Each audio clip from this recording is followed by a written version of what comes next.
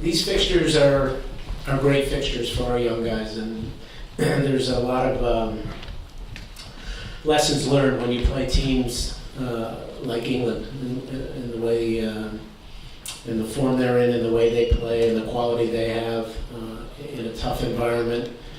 And it showed. It showed in my mind in the first half. I thought that we were a little timid, and we allowed a little bit too much space. Their spacing, their movement was very challenging for our group.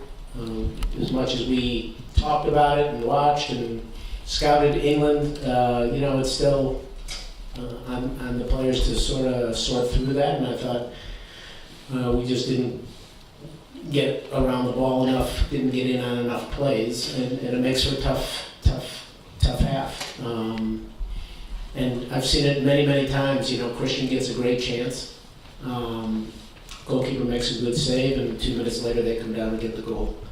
Getting the second one quickly after that, catches your group a little bit deflated. I did think in the second half, after we talked about some things at halftime, I thought there were some stretches when we were able to have the confidence to play a little bit and get better numbers centrally where the ball could go from one guy to the next. So we're going to take some positives out of this. That's the point of these games. But we played a very good team tonight, and good quality. Rooney didn't get his goal. Brad made that save at the end.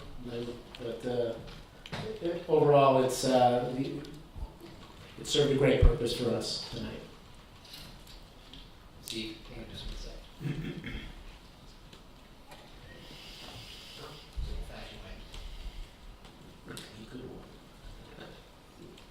Dave, given the quality of teams you've been playing over the course of the year, these guys you would think wouldn't be as timid as you said against a high-quality team. That part of it must have been very disappointing to you, given the progress you've made over the course of the year. A little, I guess using the word timid may be a little strong. I think it was a little challenging for them in terms of finding space and understanding how to move and work off each other. So it looked as though because we dropped a little too deep and weren't around the ball, that I felt we could have had a little more presence around the ball to get in on plays. But it's still, you're still starting some different players and different combinations, and it's still a work in progress when you only have a few days to sort of prepare. England's, to be fair, now they use some new players too, but they've been together, that group, for a long time, and you can see that they really work well off each other. But I won't ever deny the competitive nature of this group, and I thought in the second half it was better. Steve, you don't mind passing it back? Dave, you talked the last couple of camps about unforced errors and wanting to eliminate those, but yet again, there was a lot of those tonight. What do you attribute that to? What can you do to stop those from happening, especially with another very, very tough game coming up on Tuesday? Yeah, I think some of it is the technical ability of players, but I also think a big part of possession and doing better with the ball is having options and being and our spacing and movement allows us. And you saw it at times tonight when we were able to play a little bit. There were options for players on the ball, and with a team like England tonight, where we got stretched and now we win it, there aren't a lot of options. So now you get a little impatient to force things. Whereas when you have better numbers around the ball can move a little bit more and there's flow. So I think it's a combination of some guys need to be better technically, but I also think it's a matter of just making sure our combination and movements are such that there's better options. Dave, you talked about maybe not getting close enough to the ball and getting into guys, but it seemed like in the first two goals there was also a lack of concentration, guys just losing their man, and how disappointing was that to you? Yeah, again, I'd have to, I always go back to the video, so I'll watch that. They challenged us with a lot of interchanging and a lot of movement, and I think our communication and our movement was slow, and I think that allowed for them to make chances. And so I think it's not a lack of effort. It was more in terms of just having a better tactical understanding and shifting and moving in a way that would allow our players to have better numbers around the ball. And I didn't think that was as good as it's been.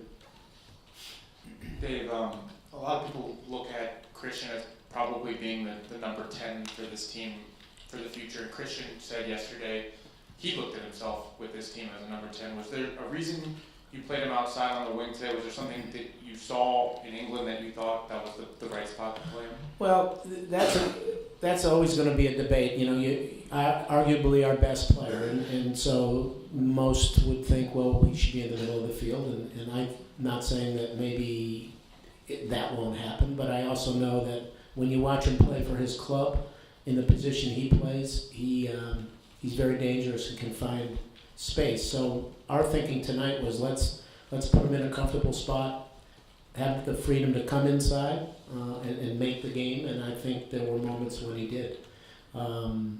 I think as we move along, as this program moves along, as players around him get settled and allow him maybe more freedom as a central guy, that's probably a place that would make sense. But I also think the comfort of playing in a position that you're used to and allowing him a little more space is also a good spot for him. Dave, when you talked about the movement and the spacing when we're finding, was it down the flanks that they caused you a lot of problems there, it seemed in the first half? Yeah, they outnumbered us a little bit there, and I think, again, that requires an early shift and help, not from the immediate defender, but also a midfielder sliding, and so I think the way they pushed on the flanks put us in a numerical disadvantage quite often. Does the formation change with like 3-5-2, 3-4-3 help with that situation moving forward for this young team? Yeah, I think, again, depending on who you're playing, you sort of put together your system that makes sense to, deny time and space. I don't get too caught up in systems as much as communication and movement, so I think tonight it was more of that and not the system. Additional questions? You want to take Ivis's question, Jeff? You can. It would have to be a three-parter. All right. Thank you very much. Actually, can I ask one more? Oh, jeez. Now you force them into it. Well, I mean, specifically, what did you tell the team at halftime to allow them to get on the ball a little bit more and be Well, a bit more effective? We made a few comments that I've referenced earlier in terms of get movement, moving quicker to get better numbers around the ball. We asked Weston to drop a little deeper with Will in our build-up so that there were more options for John and Miazga and our backs to play into the midfield, and Julian, who's underneath, to also drop a little lower, which will just allow better numbers centrally. And so I thought we did that.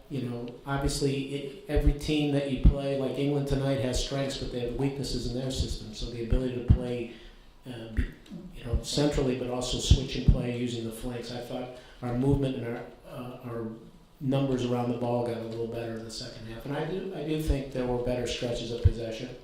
The game opened up a little bit. Okay. Thanks, Dave.